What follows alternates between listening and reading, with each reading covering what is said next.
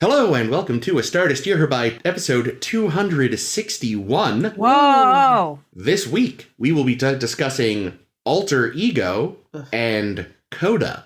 Neat. Cue the theme music. Da-da-da-da-da-da. Or whatever.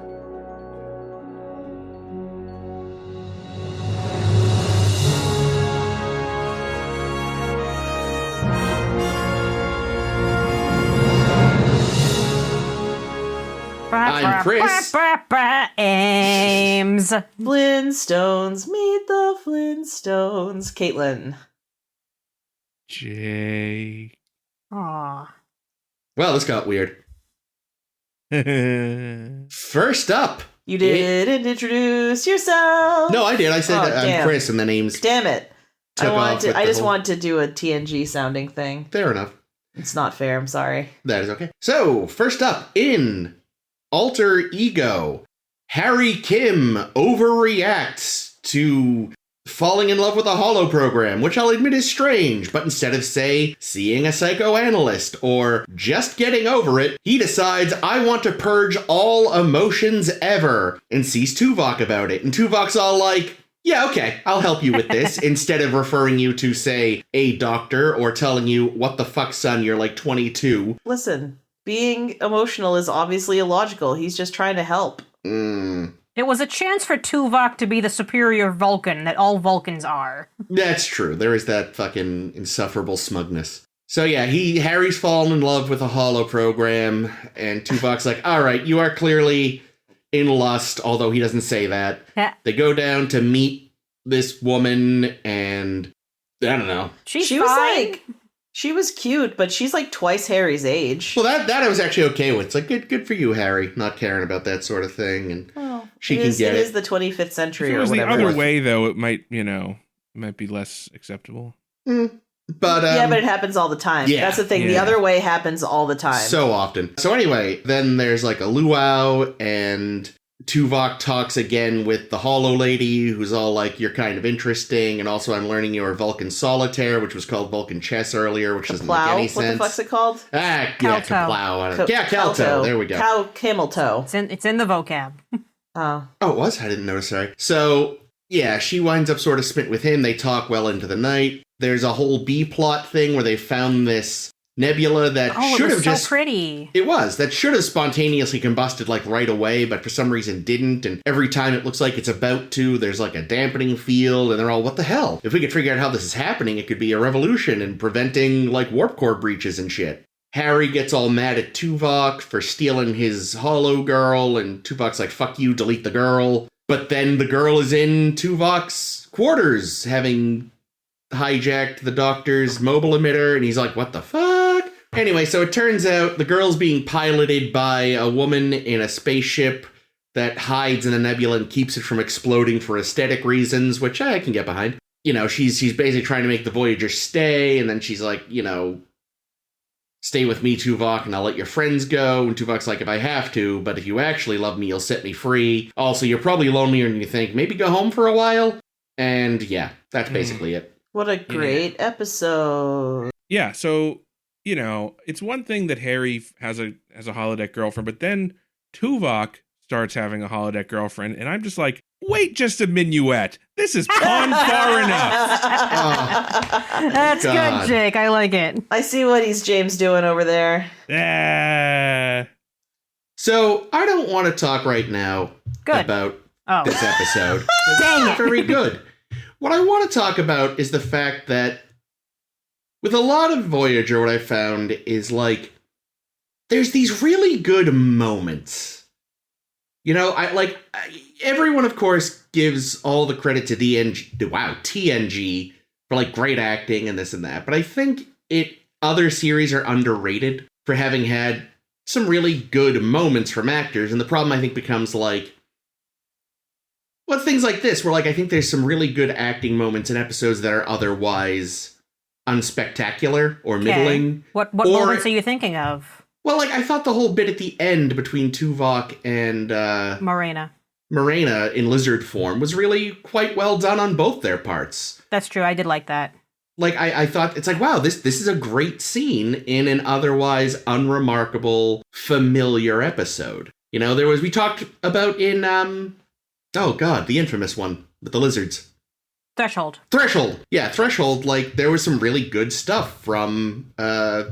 Robert Duncan McNeil. Yeah. And things like that. And I don't know, and I feel like I can't think of any other specific examples off the top of my head. There's been a lot of moments where I was just like, that was a really well done. Oh, a few weeks ago when Cass was facing off with what's her name in her own mind. What's his name? Tyrion.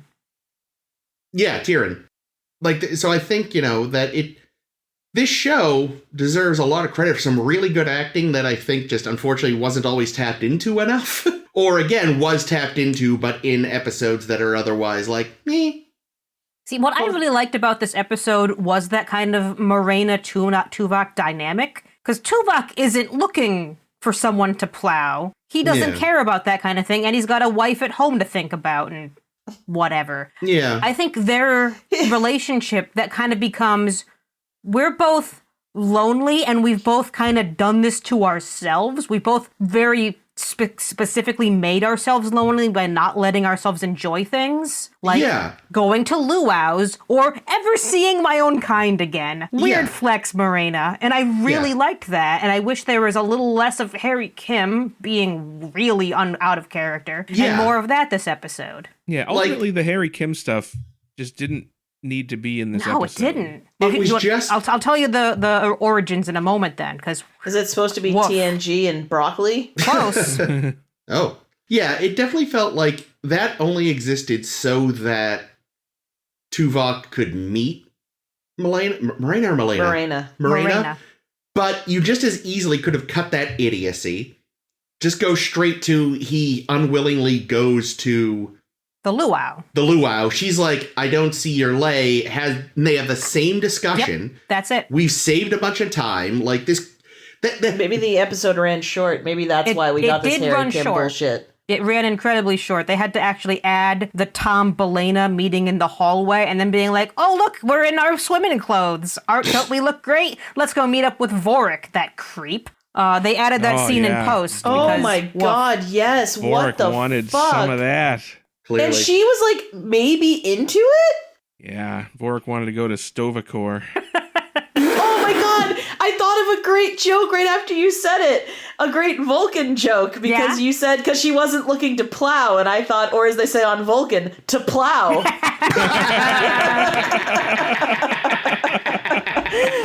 Nice. What's the background of this? So the background of this episode was written as a Tom Harry story, but then they swapped out at really, really a late time in production, Tom for Tuvok. So you can kind of see, like, this is why suddenly Harry is going to Tuvok for things, which normally he doesn't do a ton. And you can see kind of, you know, Paris wouldn't give him this advice either. So I don't know how quickly they had to write this episode when they decided Tuvok would be the character. I mean, the amount of rewriting that must have been done, because I don't picture Tom as a guy who purposely isolates himself. Or fucks his buddy's girl. Yeah, maybe. No, he would. He might. Okay, no, I mean, like, a married woman, no problem, but I don't know about his buddy's girl. I don't know. I think this would have been a lot better if it had been a Neelix Tuvok story, where Neelix is, the opening act is Neelix trying to get Mr. Vulcan to have some fun and bring him to the holodeck and show him around and introduce him to his new girlfriend, Morena, the holodeck girl. And then because Neelix already has a history of being a jealous piece of shit, so it would have fit better. And like there's like Tuvok and Harry Kim have no, to my knowledge, like prior interactions on the show. Certainly no non-professional ones. Yeah, I can't think of any. So for them to suddenly be really tight and like helping each other out, and Tuvok training him to be a Vulcan, it made zero sense. Whereas like, yeah, if it were Tom, it would have worked, but it would have made no sense. Yeah, it wouldn't be a good story. You would have lost the whole second half of the show. This doesn't work with Harry in any version. Yeah, no offense to Harry. It could have been Tom and Tuvok. It would have made more sense too, I think. But maybe ultimately, I don't think you even needed. You just go straight to the luau. Tuvok meets her. you can focus more on the whole loneliness thing, which is clearly what it all turns on, but isn't made, I don't know, yeah. Yeah, I did like Tuvok, bringing up to Harry at the end, do you want me to teach you Calto? That's going to take fucking decades. Yeah, well, we've got fucking decades. Have you seen how we've been flying around randomly and getting lost every week? Keep backtracking a lot. That was kind of nice, and I kind of actually like Jake's idea of having it be Neelix, and they could swap that for Neelix if they wanted to, and the two of them could play Calto, and Neelix could drop them all on the floor, and they'd be like, you... I do appreciate that they eventually established that there is actually, like, a competitive side to it, because it's like, when Harry's like, oh, Vulcan chess, I'm like, you mean Vulcan solitaire? What the fuck? Look like Vulcan singles Jenga. Vulcan Legos. Well, we've already had Vulcan Jenga is the problem. Yeah, it's Vulcan Legos. That's what it is. Which one was Vulcan? Oh, we did see Vulcan Jenga. I forgot about that. Yep. That was very silly. What's the game where you have the marbles and you have the sticks? Kerplunk.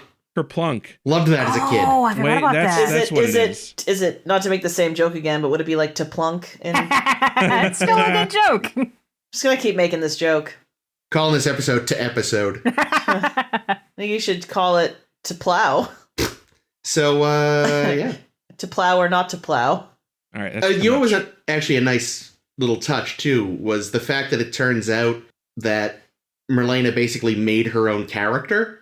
Marina made her own character. Yeah, she was playing D&D. But what's great, too, is that really makes, in retrospect, there was this moment that was a little bit of foreshadowing where Harry's like, Marina. And Neelix is like, who? It's like, oh, because he didn't make her. She wasn't actually part of the program until she was plopped in. Yeah, but previously we saw, like, everybody putting their own shit into this program, so...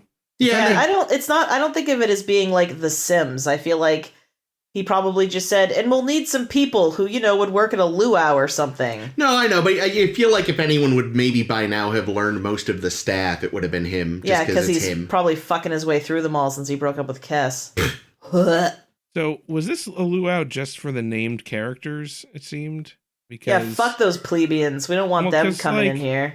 Well, it occurred to me, like, you couldn't really throw a huge party in the holodeck because you'd run out of space. And they said on the bridge, everyone's invited. I'm like, you can't fit 120 whatever people you have left.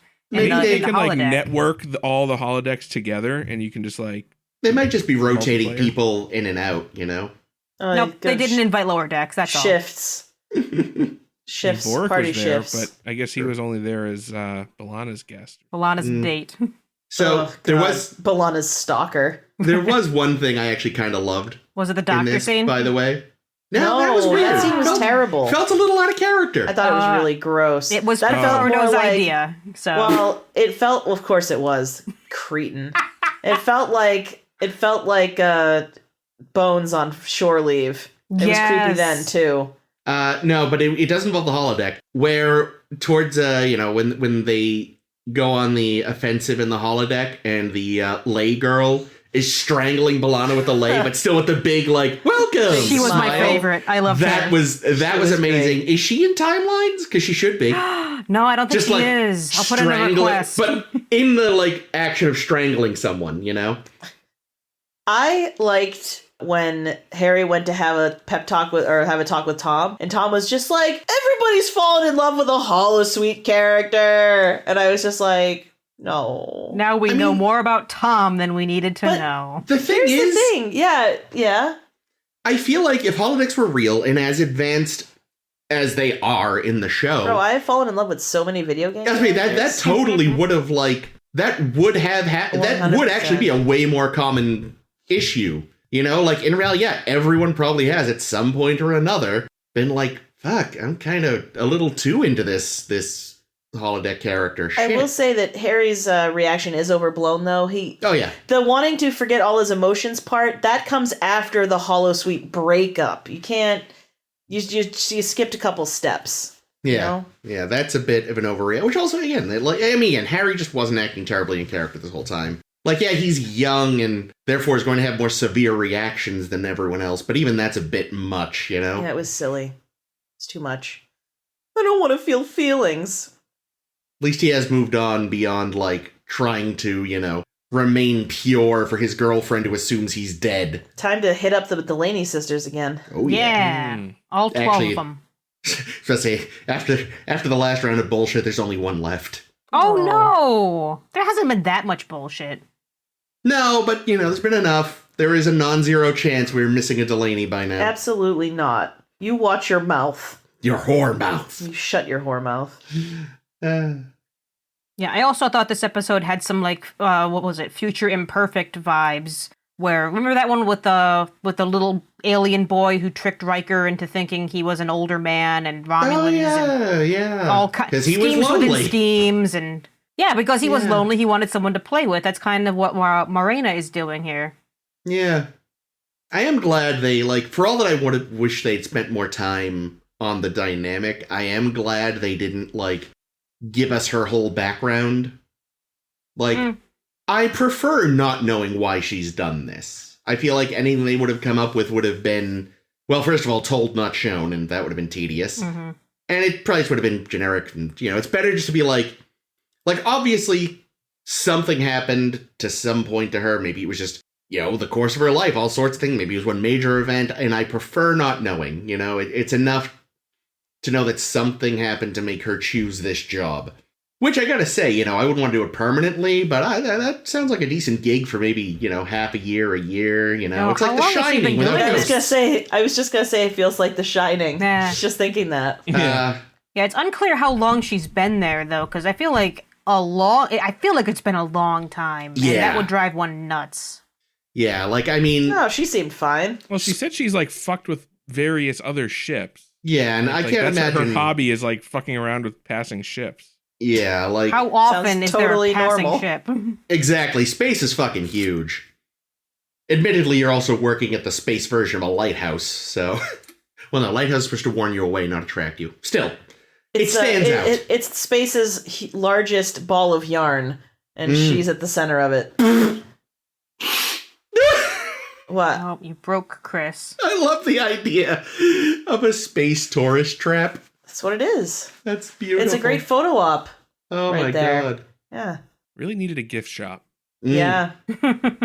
Yeah, when Tuvok beams over there, it seemed to me like a bit of a leap of faith that there was going to be a breathable air room for him to be in, and that it wasn't just computer operated. She's not a gas cloud thing that doesn't need floors. I was definitely thinking it was a 50-50 chance it would be an AI. Well, but she was in love with him, so she wasn't going to let him die. Surely. Well, but she wasn't expecting him to beam in. Oh, fair enough. Yeah, she wanted, the ship to stay, then? Originally, but then she was like, you can stay and the ship can go, and... What would she feed him? Does she have food? Enough for two people? Come play with us, Tuvok. Forever and ever. When they first got to her ship and you could kind of see her in the background, for a moment, just because you couldn't really get a good look at her, I thought maybe she was all desiccated and like a corpse. I was hoping for... Like in The Shining, when he finds the dead woman in the tub. Sort of, except her consciousness had become part of the computer or some such. Like Pup. I was hoping for a big puppet like the pilot in Farscape. I thought you were going to say a big puppet like the First Federation guy there. Like the Cookie Monster. Yeah, I was going to say with the Tranya.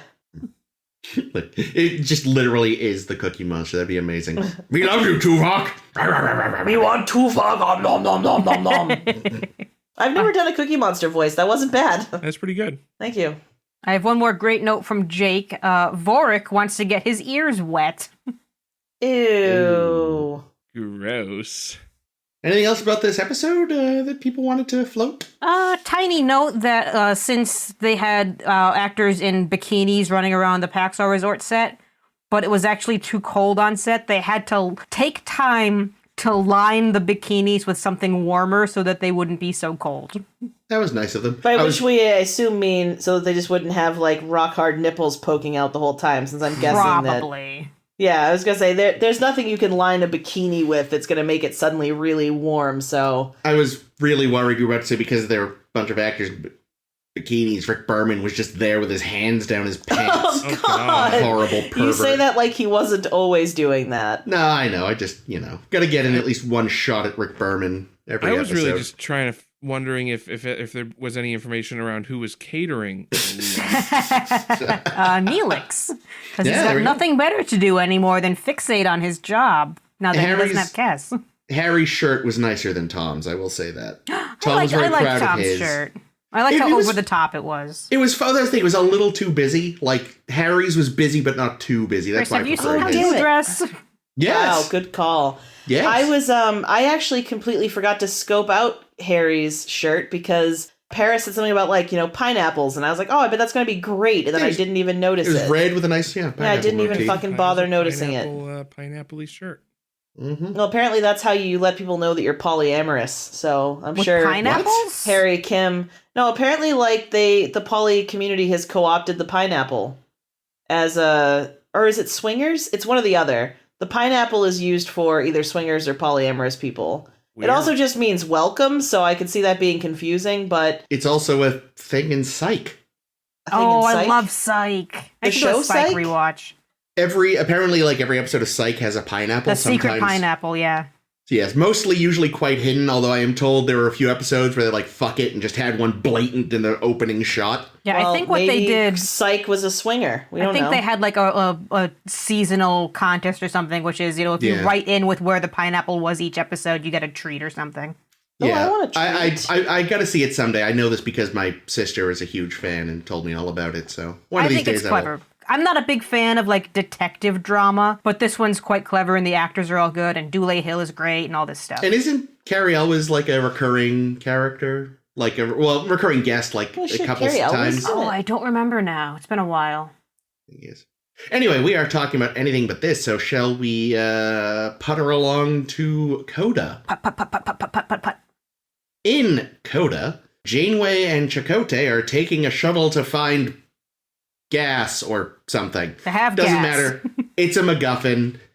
As always, like I said, like, they just basically, as Caitlin put it when we were talking about it, they had to put them in a shuttle so the shuttle could crash. And they do. And it seems at first like they may be in a time loop because they crash. They, Janeway almost dies, but then they're rescued. But then she's got the phage. Whoops. And the doctor's like, well, only thing to do is to kill you. And she's like, I'm sorry, what? But then she's back in the shuttle. Yeah, so they go through this cycle a couple of times. But then it's like, no, it's not actually a time loop episode. Fooled you. Now Janeway's maybe a ghost. Oh, Kobev. Yeah. And she's all like, no, wait, I can use Kess's latent psychic abilities, Cass. And she, like, pokes her in the face or something. And gooses her. Yeah, and then eventually, like, Len Carew, playing her father, shows up. And he's like, no, Kathy, you're dead. And I'm here to bring you to the afterlife. And she's all like, well, that sucks. And she's like, I don't want to. And he's like, no, I get it. I was reluctant too. And there's this whole thing. And we were watching this soap opera. Dang it, I can't leave now. Yeah, she goes to her own wake, kind of like Geordi and Ro did that time. And then, before she finally crosses over, she's like, wait a minute. You're not my dad. You're Sweeney Todd. You're not Nana. Nana's dad. You're going to make me into a pie. So, yes, it turns out this is actually some sort of alien that, like, jumps in and grabs people when they're about to die to suck their consciousness into an unspecified matrix, which it sounds like he somehow, like, is fueled by these consciousnesses. And she wakes up and is like, well, let's hope that guy's just localized to here, because, ugh. But what if it explains every near-death experience, Chris? God damn it. There's gonna be a weird alien monster. Yeah. Colin Carew. This episode just seemed so fucking confused about what it wanted to be. It was diffuse as fuck. And I think it's because what they had to do was they had to smash several episodes together because they couldn't think of how to make them work individually, and that really showed. Yeah. Well, yeah, because at first it was a time loop. Yep, which I'm into time loops. Then it was Geordi and Ro are ghosts. Which I'm into as well. And then it was... Ghost Dad. Yeah, which I'm not into. Not into you, Ghost Dad. Space Ghost Daddy. No. Yeah, because, like, the beginning part, the time loop part, doesn't like there's parts of that don't jive with what it ended up being. No. Like because there was the time loop, and then there was also in the middle there was like an evil version of the Doctor that wanted to euthanize her, which made no sense because that was seemingly part of the time loop, but it obviously wasn't because the Doctor wouldn't it behave was her that way. Dying brain? Question marks? Like the thing is, if the alien's only motivation is to convince someone they're dying and bring them over to his matrix, why not just let them die?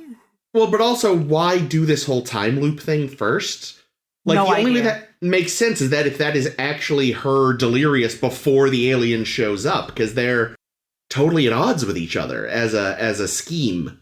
I didn't even think of that part. It doesn't make a lot of sense. Not at the whole all. Thing. No. I think I could have liked these as individual episodes, maybe. But I also don't know if I trust to have them work as a full episode. Yeah, because together it feels like a Frankenstein's monster episode.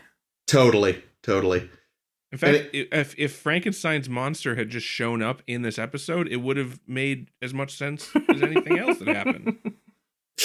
I'm actually, do we ever get that? Like in a holodeck episode, does Tom play out the 30s Frankenstein for shits and giggles?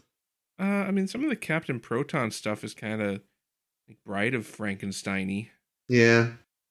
Okay, a nice thing I'll say about this episode, because otherwise I was just kind of put off by just the kludged together nature of it.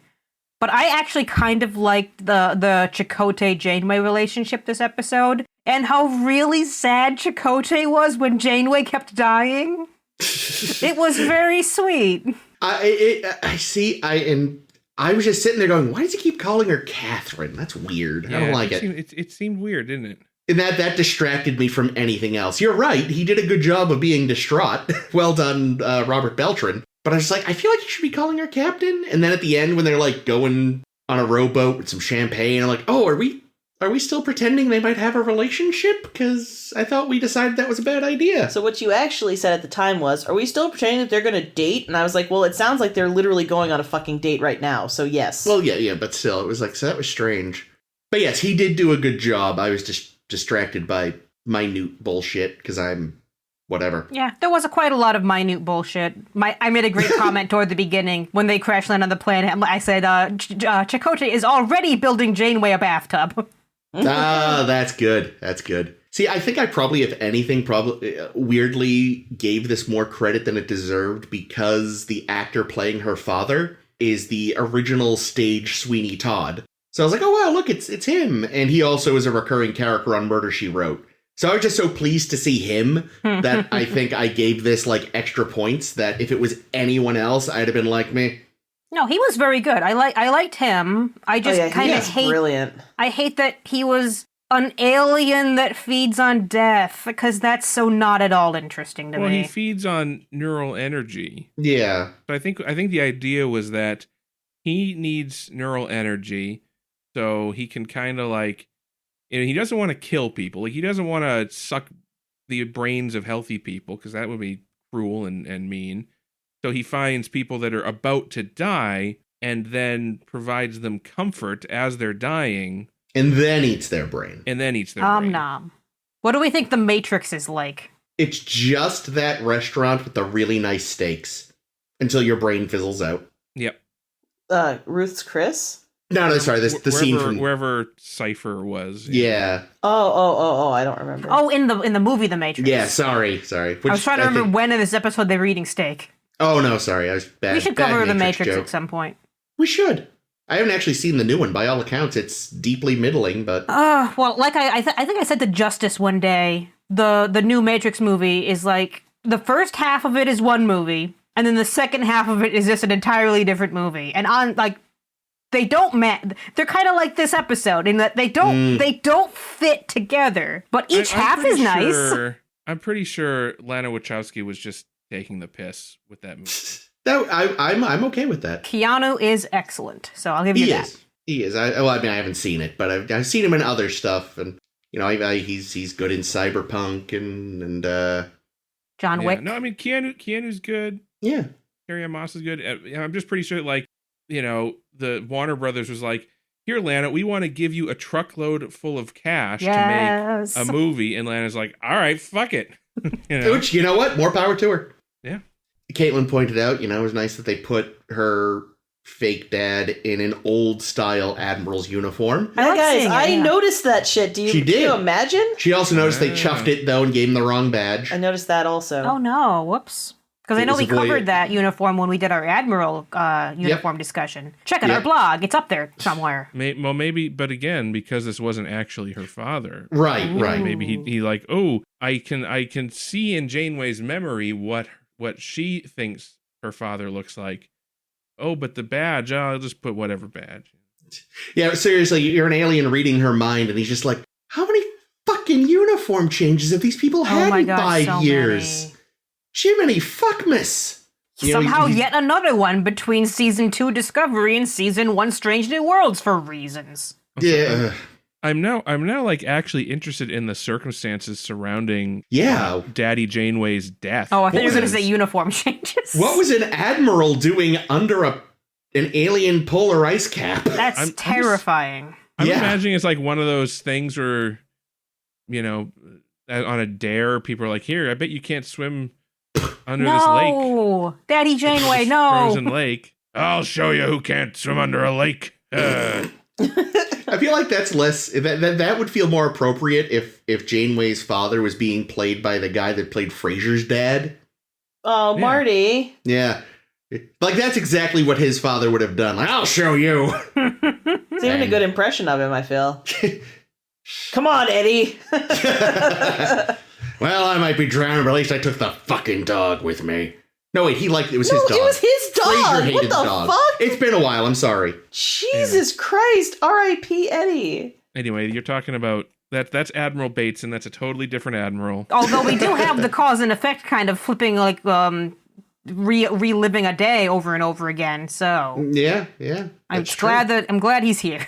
Boy, it's been a while since we brought up Frasier. Hey, baby, I hear the blues are Blues are calling. calling. Toss salad and scrambled eggs. What else we got? That works better when we're in person. Oh, Yeah. sad face. But yeah, Return of the Vidians. They're always great to see. But not Except- really. I mean, they were like fake. They had to cast people as Vidians and put the makeup on it, so I Yes, count it. yes. It's a lot of I will makeup. say- What a fucking It- waste. Holy shit. it made no sense, as Jake said, but credit to Picardo's read during the evil EMH scene. Oh god, when he euthanizes Janeway in the most horrifying way. So matter of fact about Breathe it. deep, bitch. Yeah. It's like, wow, this is fucked up. I know it's obviously not real, but holy shit. Yeah, it was pretty fucked up. Yeah, I saw Also, that this like- oh, go ahead. No, I was just gonna say, it seems unrealistic that by the 24th century they wouldn't have a better way, also. Oh yeah, they do. The whole point of this was to be fucking traumatizing. Yeah. Okay, but here's the thing, too, though, is he says that he wants to take her, and he's meant to show up as, like, a person that she knew, because a lot of people find it comforting. And I joked, yeah, because fear makes the meat taste bad. But what's the point in terrorizing first and then being calm? Well, it It's does because this feel like, episode is a monster. yeah. Well, that's why I wonder if Sweet and maybe sour the Janeway. terrorizing part was before he showed up. Like that was like her. Maybe that was just her brain going off. Like her Yeah. actual coma or whatever was happening. Yeah, whatever was happening to her, and then he shows up. He's like, "All right, I'll fix this up." Yeah. Yeah, it's I don't know. very It strange. doesn't make a lot of sense at all. I mean, if it was just like her like worst fears coming true, which kind of what it felt like, then really Michael McKean should have been there. You say that every week. I was thinking that it would be like her and Chakotay married and still on that fucking planet. Whoa. No, I read that this ranks in the top 10 scariest episodes of Star Trek on Den of Geek. And I think the euthanasia scene is quite scary, but the rest of it is just so... It's just so weird that it kind of... I'm left with at the end with that was a scary episode. Yeah, not at all. Feeling, and more of a that was a discombobulated mess kind of feeling. Yeah. But if you pick apart different scenes, like, yes, the being strangled by Vidians, even though that was the worst choreo for strangling I've ever seen in my life. And the euthanasia scene, oh, yeah, kind of scary. Yeah. Yeah, that I haven't watched it yet, but I know we've mentioned him a few times. As Steve Shives recently did an episode, Is Star Trek Actually Good at Horror? And, I mean, I think our general consensus is, as of right now, not really. No. No. It has scary moments. Sure. I think it hasn't succeeded in a scary episode. No, I mean, I think Genesis is supposed to be scary, and it's just fucking hysterical. Oh, Genesis. I always confuse Genesis and Generations. God damn it. I was What's like, Genesis again? Where people are devolving, and Oh. yeah, Riker becomes Proto-Worf a bites caveman, Troy, and and Barclay becomes a spider for some reason that doesn't make any It sense. does. He's a creepy, crawly motherfucker. It does make sense. That I would gladly step on. Yes, but if he's a human, it doesn't actually make sense. I think I just described him perfectly, and he is a human. Yeah. To be clear, the actor and the character, because by all counts, he's a scumbag. So Barclay, unlike Dwight Schultz, seems capable of growth, however. we're going to see him some more as well at some point. That is true. That is true. yeah, he Yeah. showed up briefly already, didn't he? Yep. He did. Yeah. I forgot about that. Oh, here's another good joke. Yes. When the EMH tells Janeway that she has phage, I said, "You're gonna have to take Neelix's lung." Mr. Neelix, for the good of the ship's morale, clearly I'm the one that needs to live, so Now cough we it up. know. Now we know why Neelix stuck around. Now we know why Neelix thought they were going to try to get rid of him. He was right, just not the way he thought. I imagine, given enough time, like now that they're not in this like horrible emergency situation, surely the Doctor could probably grow and implant a second lung into Neelix at this point. Of course he could. And don't call me Shirley. Oh, what did you guys think of Kess in this episode? Because they actually remembered to use her powers for a change. Yeah, it was, again, had the focus of the episode just been the dead Janeway thing, they probably could have done more with it. Yeah, I liked Tuvok and Kess playing Ouija board. That was quite funny. Yep. But yeah, it was underdeveloped again, unfortunately, so there's really not much to say about it beyond that. Like you said, that's perfect. They were a Ouija board. Yep. And the memorial was quite nice, although I was very, very distracted the whole memorial long that Harry was the only one who had a chair. Was that weird?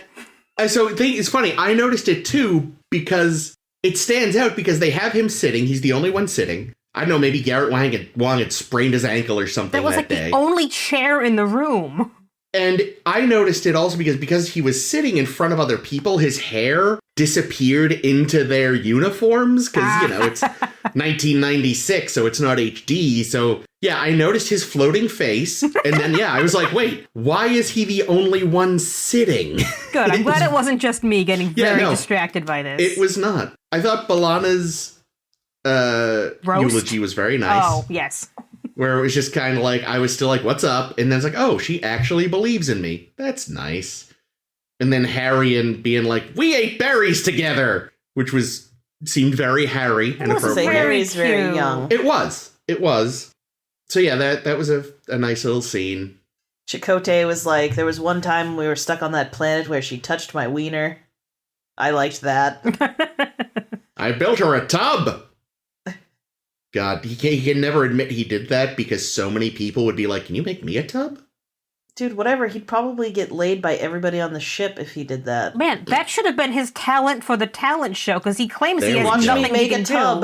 do. I'd watch him make a tub. Surely he could get up and just tell stories about his culture that were made up by an Italian or a German or No, make a tub. You mean that were given to his people by aliens because they were a cultureless race with no language?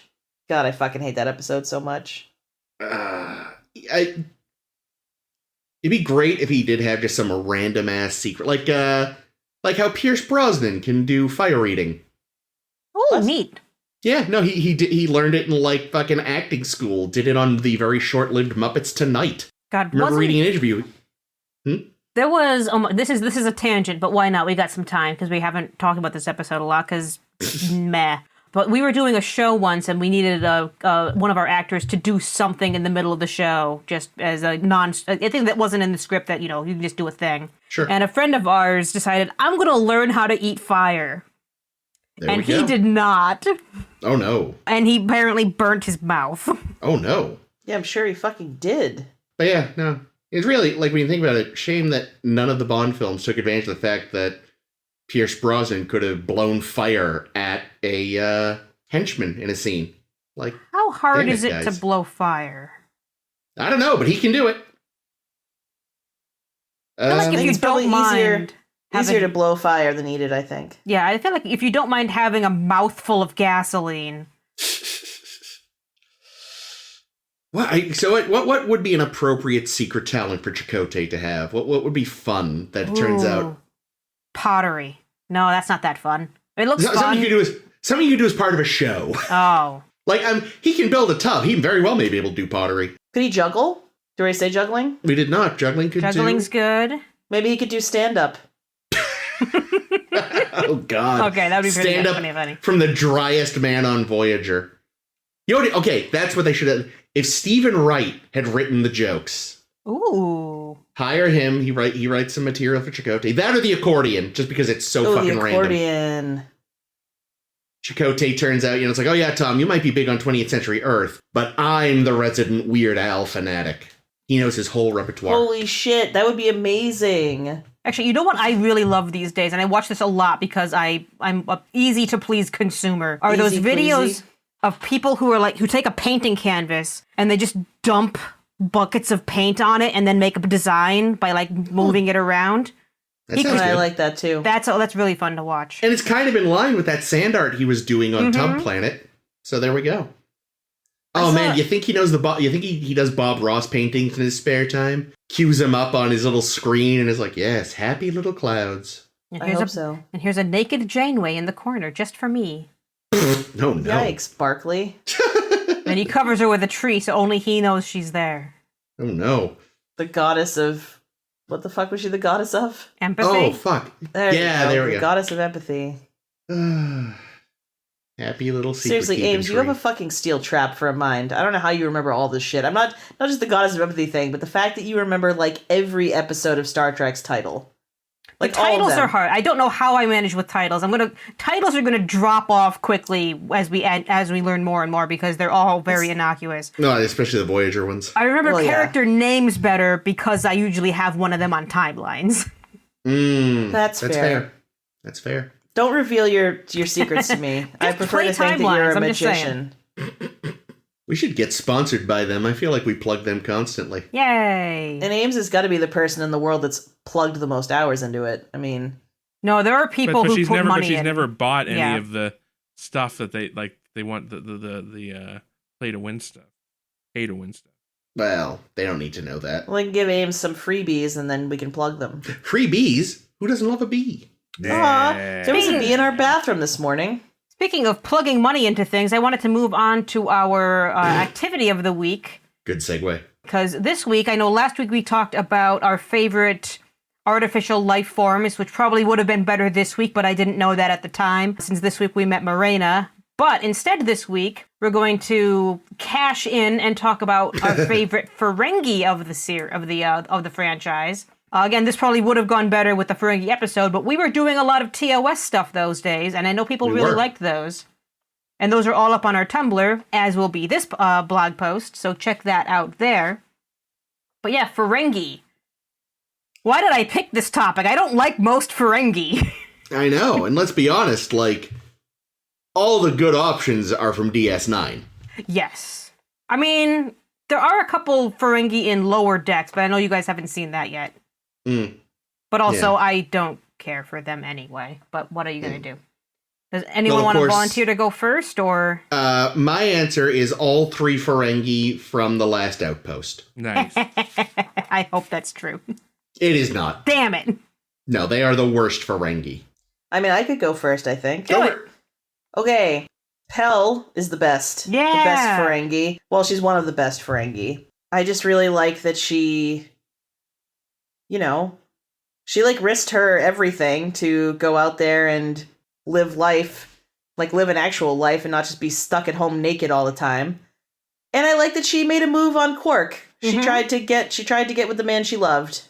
And that was cool. Since I mentioned also Quark, I mean, I feel like I can choose Quark, right? Yeah, definitely. Yeah. Quark's the best. I love his love-hate, mostly love relationship with Odo. I love most things about Quark, except for, the creepy have sex with me clauses in his contracts and some of the weird backtracking they did with his character in season 6 or 7. Yeah, he devolved a little bit at the very end. But in the beginning, after that grossness, the initial grossness was behind us, he, turned into a pretty okay dude. And of course, Mookie. Yeah. Because she's a feminist icon and a bad bitch. Good choices, Caitlin. And I love her. Thank you, Ames. In fact, I have a lot of overlap with Caitlin, so I'll just go next and knock these off. Because my favorite Ferengi, and again, this is incredibly obvious because, of course, it's Quark. Just because I find him very interesting, and I think so much of the worth of Ferengi has to be laid at the feet of Armin Shimmerman. Oh, yeah. Oh, absolutely. Like, he almost single-handedly saved the Ferengi from what was done to them in the Next Generation. Pretty much, yeah. And he is just absolutely excellent. And I think Quark has a lot of growth that we see during the seasons, and I think that's excellent to see as well. So Quark, fucking love you. I also really love Pell. She's also on my list just because she fights hard to not be defined by her gender. She breaks the mold. She strikes out on her own. She's brilliant. I love Pell. Yeah, dude. She's got the lobes for business. Yeah, she rocks. and they don't have to be giant lobes. They can be little Pell lobes. Absolutely. So I like her, and my third... My lobes, my lovely lady lobes. Oh, the third, Check it out. My third, I'm actually going to dip into the Next Generation, even though they usually didn't handle Ferengi well, and say Dr. Rhaegar, Bev's friend, who was the scientist. Fun guy. Yeah, The only Ferengi scientist we've seen. Yeah, and I liked seeing that. I liked seeing a Ferengi that was different from other Ferengi. I think the fact that they said, "Oh yeah, he's a scientist," and that's different, and I liked seeing that. Yeah. Any special mention of your favorite one-off Ferengi there? What was he called? Executor? Lek. There we go. Yeah. I What's wanted his to title? say Lek. He was. He was an eliminator. Yes, Lek the Eliminator. Lek, right? That was good. Like, yeah, shout I know out to that Lek. because he's on my fucking Thank list. you, so Jake. There we thanks for go. ruining that, Chris. Sorry, what's your list, Jake, aside from Lek the Eliminator? Well, it's Lek the Eliminator, an Eliminator Lek. And I like him mostly just because he's one of those defiant Ferengi who doesn't quite have the same lobes. He something's to the beat of a different lobe. Neat, Jake. I'm writing that down as your title of the week. The beat of a different lobe. Yeah, so and I like that about him, and he's a psychopath and wants to kill people, which is always a fun thing. You feel like he'd maybe do it even if Latinum wasn't involved. Yeah, I think so.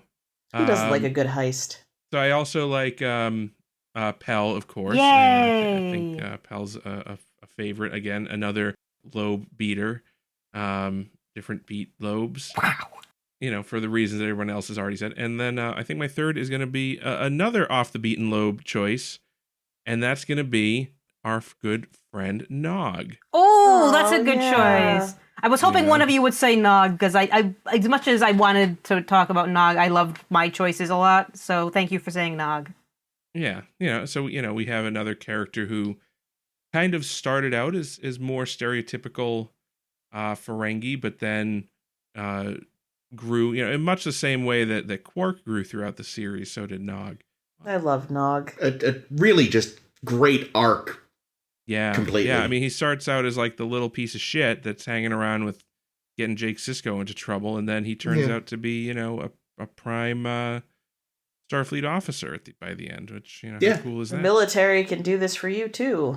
Yikes. Yeah, but he also, I think, still is a decent Ferengi. See, now I'm blanking on titles now that Chris brought it up before. The one with Vic and Nog. Oh, Paper Moon. Phantom Paper Moon. Yeah. Thank Paper you. Moon. That's it. Paper It has Moon. to do with the moon. Like he's so good in that because he's both Ferengi and not very Ferengi at the same time. When he's helping Vic with his finances, it's like, you know this. You can use it for good reasons and not just for greed and avarice. Yep. He's great. Plus, and in the episode where they start off with self-sealing stem bolts and winds up with a parcel of land that saves the day. Yep. Like that showed that he does have that true Ferengi instinct, and yeah. Although he doesn't seem to understand the value of real estate for some reason. Yeah, but Jake taught him. He must did. have never lived in New England. Maybe Ferengi don't deal in real estate that often. Who knows? It's weird. They are from a bog planet. I was gonna say, you live on the bog you were spawned on for the rest of every generation of your family. Yeah. So obviously my answer is all 3 Ferengi that Max Grodenchik has played. Mm-hmm. That is a lie. But it occurred to me he has played 3 Ferengi. Because he's Rom, and then he's like the first Nagus. Who's the other one? There were 2 in TNG. There were 2?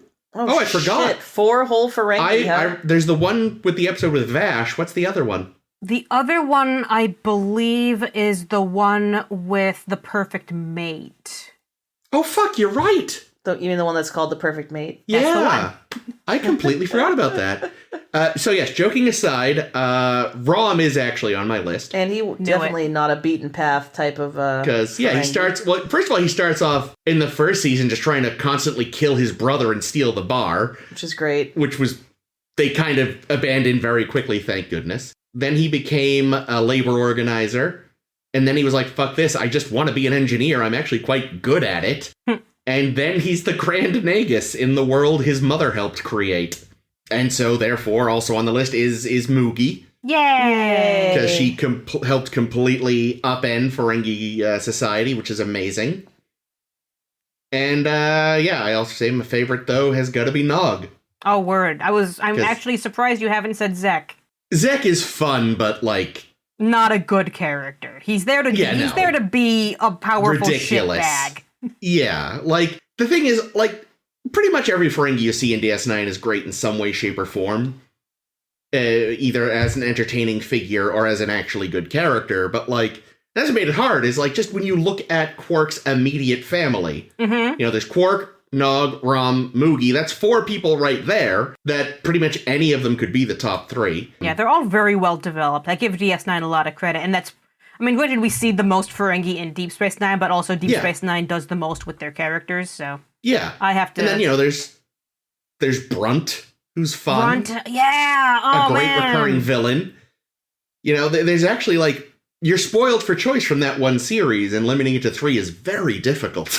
Yeah. Yeah, thinking of it now, I think if we had been 5, I definitely would have added Nog and Brunt to my list. Rom never would have touched it because he's such an asshole. I I love Rom. He's I eventually do like him more, but he's just always so dumb. I just feel like though that his and Nog's sort of growth are in a way sort of tied together too. Well, yeah, because he sees his son taking us. That's true too. Much like Sisko is this really great father figure, we do get a lot of really good Rom as a father. To Nog. Not in the beginning. He's kind of a shitbag in the beginning, but in the end, he's fuck you, I support my son. Fuck you, fuck you, Quark. He's going into Starfleet. Don't talk shit about my kid. That's my boy. Well, yeah, he kind of helps push Nog to do whatever he believes in. Then he's like, what? Wait, why aren't I taking my own advice? No one ever takes their own advice. True, but they kind of, That's for idiots like Rom. They feed off each other in that regard. That's true. They're good. Really good. Yeah. But the voice. I can't with the voice. Moogie! Yeah, I can understand that. Do it, Jake. Moogie! So good. It's unfortunate that our listeners can't see the face he makes when he does it too, because it's just the biggest, happiest teddy bear face. Yeah, so cute. But yeah, there's some fine Ferengi folk. Yeah, and this is always very fun. Mm-hmm. And we're going to be fine Ferengi folk next week, because we're going to talk about more episodes next week. Holy crap. So yeah, we're going to have more blogtivities. Again, you can check this one over on our Tumblr. Do that. Check out everything else over on our Tumblr. We've got a lot of great content over there for you to leaf through and follow and and do whatever it is you can do on Tumblr these days. We're also covering more Voyager next week. Our episodes are going to be Blood Fever and Unity.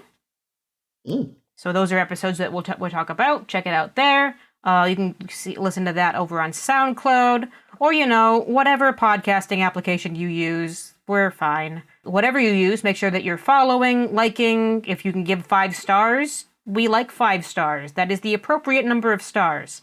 And then you can also follow us on Facebook and Twitter. And check us out next week. This has been Ames. This has been Caitlin. This has been Jake. And this is always Chris. And the unwritten rule of the Ferengi rules of acquisition: when no appropriate rule applies, make one up. Make one up. Bye.